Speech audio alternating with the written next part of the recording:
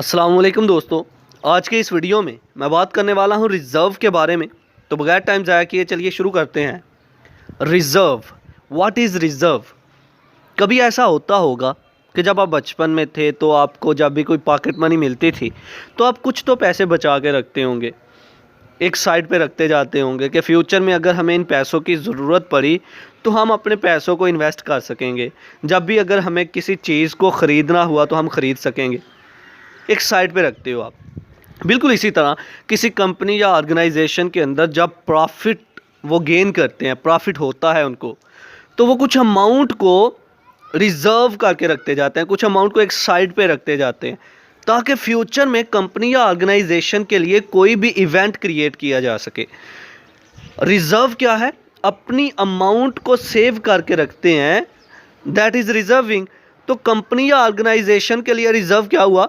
जब वो profit gain करते हैं, प्रॉफिट हासिल करते हैं, तो वो क्या करते हैं, कुछ अमाउंट को एक साइड पे रख देते हैं ताकि फ्यूचर में अगर अपनी कंपनी के लिए कोई इवेंट क्रिएट करना हो तो हम इजीली कर सकें। तो चलिए अब इसको लफ्ज़ी तौर पर पढ़ते हैं। Reserve can be defined as an amount. Reserve को हम डिफाइन इस तरह से करेंगे, कोई अमाउंट है, अप्रोप्रिएटेड और केप्ट असाइड, जो कि एक साइड पे रखते जाते हैं हम।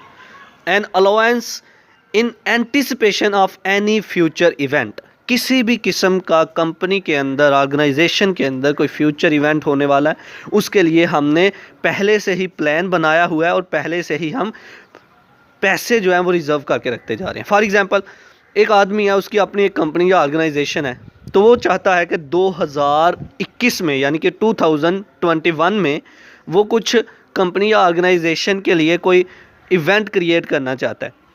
तो वो क्या करेगा? वो कंपनी या ऑर्गेनाइजेशन के लिए 2020 में ही कोई अमाउंट जो है वो रिज़र्व करके रखना शुरू कर देगा ताकि 2021 में वो किसी ना किसी इवेंट को क्रिएट कर सके।